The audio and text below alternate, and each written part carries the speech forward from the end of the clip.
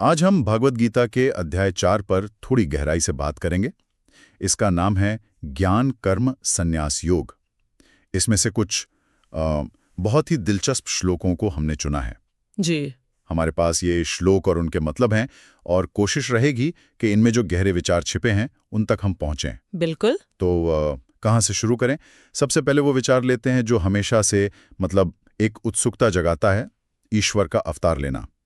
श्लोक 7 और 8 कुछ ऐसा कहते हैं, जब जब धर्म की हानि होती है और अधर्म बढ़ता है, तब तब मैं स्वयं को प्रकट करता हूँ। हाँ। और फिर आगे, सज्जनों की रक्षा, दुष्टों के विनाश और धर्म की पुनर्स्थापना के लिए मैं युग युग में जन्म लेता हूँ।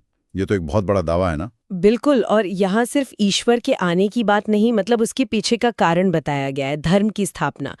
दिलचस्प बात यह है कि इसे एक तरह से एक चक्रीय क्रम, एक साइकिल की तरह देखा जा सकता है। अच्छा। जैसे प्रकृति में ऋतुएं बदलती हैं ना, वैसे ही समाज में जब नैतिक संतुलन मतलब वो गड़बड़ाता है तो उसे ठीक करने के लिए एक ईश्वरीय हस्तक्षेप होता है। ये विचार की व्यवस्था बिगड़ने पर उसे फिर से बनाया जाता है। ये लोगों को एक तरह की, आप कह सकती हैं, मनोवैज्ञानिक सुरक्षा भी देता है। हाँ, ये बात तो है। एक भरोसा की चीजें हमेशा के लिए बिगड़ेंगी नहीं। लेकिन अगर ईश्वर धर्म स्थापना के लिए आते हैं तो फिर व्यक्ति के स्तर पर क्या रास्ता है? यहीं पर शायद अगले श्लोक 9 और 10 थोड़ी रोशनी डालते हैं। ये शाश्वत तत्व और मुक्ति की बात करते हैं।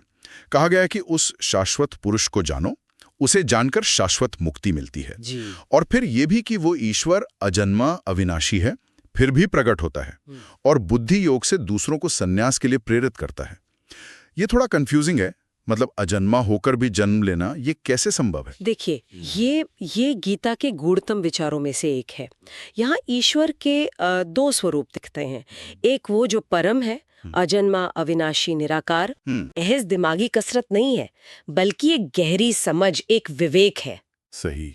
ये वो समझ है जो हमें मोह और आसक्ति से ऊपर उठकर, जिसे यहाँ संन्यास कहा गया है, यानी फलासक्ति त्याग कर कर्म करने की प्रेरणा देती है। अच्छा। तो मुक्ति का रास्ता इस परम ज्ञान से जुड़ा है। अच्छा, तो ये जो ज्ञान है या बुद्धि योग, ये हमें सही तरह से जीने का रास्ता दिखाता है, आसक्ति से मुक्त होकर। करेक्ट। और इसी ज्ञान से जुड़ा हुआ है कर्म का पहलू, जिसका जिक्र श्लोक 13-14 में आता है। हाँ।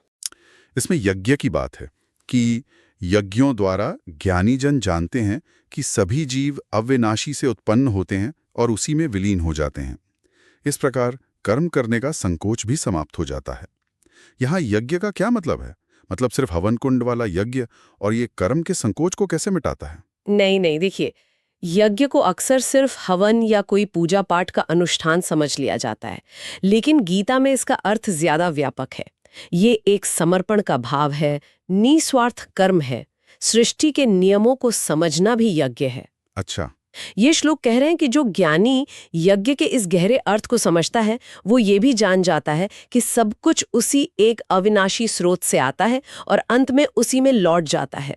ये सृष्टि और प्रलय का, क्रिएशन और डिसोल्यूशन का एक निरंतर चलने वाला चक्र है। हाँ, बिल्कुल। जब ये समझ आ जाती है तो फिर कर्म करने में हिचकिचाहट क्यों होगी?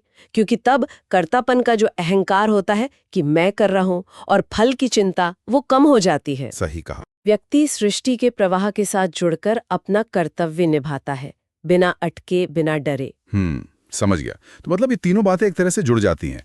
पहले एक बड़ी तस्वीर कि जब धर्म गड़बड़ाता है तो ईश्वरीय व्यवस्था उसे ठीक करती है। जी। फिर व्यक्ति के लिए रास्ता है अपने अविनाशी स्वरूप और परम तत्व को जानना। बिल्कुल। और आखिर में इस ज्ञान के साथ सृष्टि के चक्र को समझकर बिना आसक्ति के कर्म करना। बिल्कुल सही कहा आपने। ये तीनों विचार मिलकर जीवन जीने का एक पूरा दर्शन देते हैं, एक फिलॉसफी देते हैं। ये बताते हैं कि हमारे कर्म सिर्फ हमारे नहीं हैं, वे एक बड़े उद्देश्य से जुड़े हैं। ज्ञान हमें उस उद्देश्य को समझने में मदद करता है। हाँ। और फिर वही ज्ञान हमारे कर्मों को सही दिशा देता है, उन्हें बोझ या बंधन बनाने के बजाय मुक्ति का साधन बना देता है। ये सिर्फ कर्म करना नहीं है, बल्कि समझ के साथ सही भाव से कर्म करना है। शायद यही ज्ञान कर्म संन्यास योग का सार है। वाकई ये विचार तो बहुत गहरे हैं और सोचने पर मजबूर करते हैं। और यही आज का सवाल भी है जिसे हम अपने श्रोताओं के लिए छोड़ सकते हैं। हाँ, जरूर। कि ये जो सदियों पुराने विचार हैं, धर्म की रक्षा, स्वयं के असली स्वरूप की खोज और ज्ञान युक्त कर्म, ये आज की भागदौड़ भरी जिंदगी में कितने प्रासंगिक हैं। क्या आज भी हम इनसे कुछ सीखकर अपने जीवन को एक बेहतर दिशा दे सकते हैं? इस पर विचार जरूर कीजिएगा।